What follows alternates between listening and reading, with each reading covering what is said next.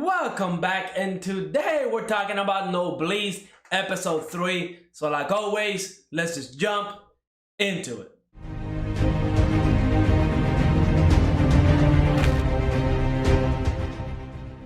Now, I feel like episode 3 of Noblesse, I was kind of worried because episode 1 and 2 have been really slow, especially when you compare it to the Awakening episode where we got to see Rai be OP. I know Crunchyroll definitely butchered the launch of this anime because not a lot of people knew about Noblesse Awakening, and that's truly episode 1. So, going into episode 3, I was kind of worried, but I am pleased with this episode because it got the gears going, right? I am now really interested in the story and where it's going to go. But let's break the episode down. Right off the bat, we get to see Regis trying to mind control Rai. Now, he thinks he's mind controlling Frankenstein. That's not the case. Now, last episode, we did get into the whole what are the nobles and noblesse and stuff like that. The nobles are people, like, I wouldn't say they're monsters, but they're definitely a different breed of I would say humans. And they were there to like protect humans, the weak. They have that job. They have that, they feel like they gotta protect the weak. And that's what Regis and Sierra, that's what they are doing. Now, I don't think Frankenstein is one of these nobles or one of these species of humans, but I'm wondering what exactly he belongs to, right? I'm trying to guess what he actually is. So I'm intrigued by that because, again, Regis believes that he's mind controlling Frankenstein when he is not, and then he tries to mind control Rai, and I'm pretty sure Rai felt it, but he wasn't even fazed by it. Now, then later on we get to see how M21 is starting to feel kind of like at home. For one, he has that whole family situation going on, right? Even though they're not really his family, that's the closest thing that he's ever had to a family, right? Like, we know the way the Union treats this type of humans that were modified and stuff like that is completely like trash. And the fact that he's living with a group of people that kind of accept him for what he are, minus Regis, because Regis believes that he is with the Union still, so he doesn't like the Union at all. But Frankenstein and Rai, they don't mistreat him because of the way he is, right? So even when he's walking around the school and he got his own paycheck, he felt like, to me, it felt like he was at home, he was at peace, you know what I mean? And of course, everything was kind of taken away whenever the special forces of the Union came to get him. Now, I do want to talk about, what's his name, Manabu, and the whole kind of, where you was thinking that Manabu was gay because he was trying to talk with Regis. I thought the whole scene was funny, especially with the hacker stuff. Whenever Manabu was fighting against the Union guy through the hacks, and we can see that Manabu knows what he's doing when it comes to hacking. Because I mean, he's going against somebody that's in the special forces, supposedly one of the best ones, right? And he was able to keep him out for a little bit, not too long.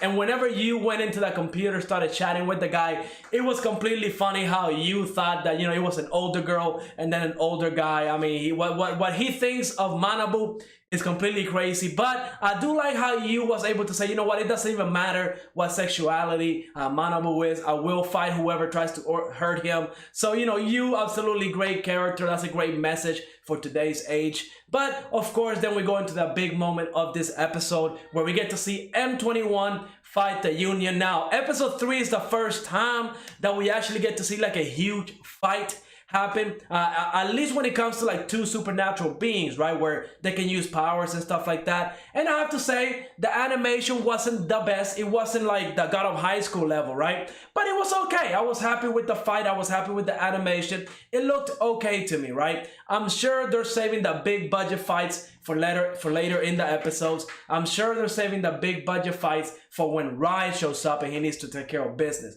Because I'm guessing that Rai really is going to be here to be like the big boss of this, like the raid boss of this anime, right? Like Rai will come in and only handle the really strong enemies, right? That's what I think is going to happen. But I kind of wonder where the humans are going to fit into this whole situation, right? When we got characters like Manabu and you, and I forgot the female character, but how are they going to fit into this world unless Rai can give them some of his powers to them and they can become something like Frankenstein? Who knows at this point? But we see that Regis was about to fight the Union, the special forces, And man, I was really hoping we got to see Regis in action, because we know the Nobles, they're supposed to be OP. They're the ones that are supposed to protect humans. But for some reason, M21 kind of stopped the fight and acted like he was going to go along with the special forces. And I have to say, whenever Kranz showed up, I like his design. I like the way he behaves. You know, he's a man with the mission. He told his underlings, I thought I told you to get M21, and that's it. And, you know, it was like a full-blown fight. It definitely did not to be, it didn't need to be that way. So Kranz was a little disappointed by that. But, you know, I like this episode. Definitely a great episode for episode 3. Again, a lot of people tend to drop episodes after episode 3. And this episode definitely set up the story forward, because now I'm interested, because one, we got Regis and Sierra on one side thinking that M21 is indeed a traitor, and then we got M21 going along with the Union because he wants to find out the names of his comrades and stuff like that. He has his own goals. So yeah, overall, I do think that Union is going to be a powerful foe, and I'm guessing that either Regis and Sierra are going to be the part of the main cast that are going to be fighting this group. And whenever, you know, somebody really OP shows up, that's when Rai is going to show up and handle business.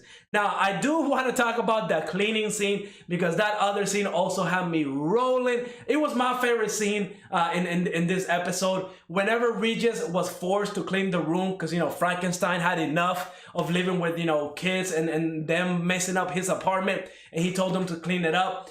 And Regis kind of started, you know, saying, how come Ryan picking anything up? And he's the master, right? He's the most powerful person in this room. Regis is absolutely clueless about it. And, you know, Ryan shows up and he starts picking up the trash, and we see Frankenstein say, oh no, master, you know what I mean? Like, I want to die now. I really love that scene. Very, very funny. And I don't know if you actually saw past the credits. I did, just to see if there was a preview or a type of hint for next episode. And they even took it a step further. We see Rai picking up a vacuum, trying to clean up the place, but he has no idea how the vacuum works. He forgot to plug it in. And once again, we see Frankenstein kind of, you know, having a little seizure, because, you know, that's his master. We can tell that Frankenstein definitely loved Rai as his master, and I kind of hope we go deeper into that relationship, right? How did their relationship come to be? What again, I always gonna ask this question: can Rai give some of his people like powers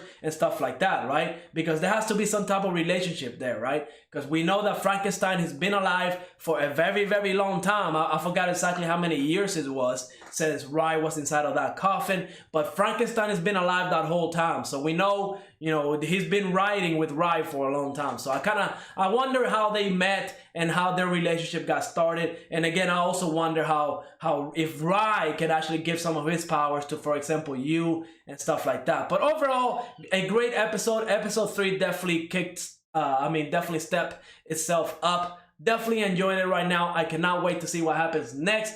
So yeah, like always, let me know what you thought of this episode. Go ahead, leave a like, subscribe, and I will see you on the next episode.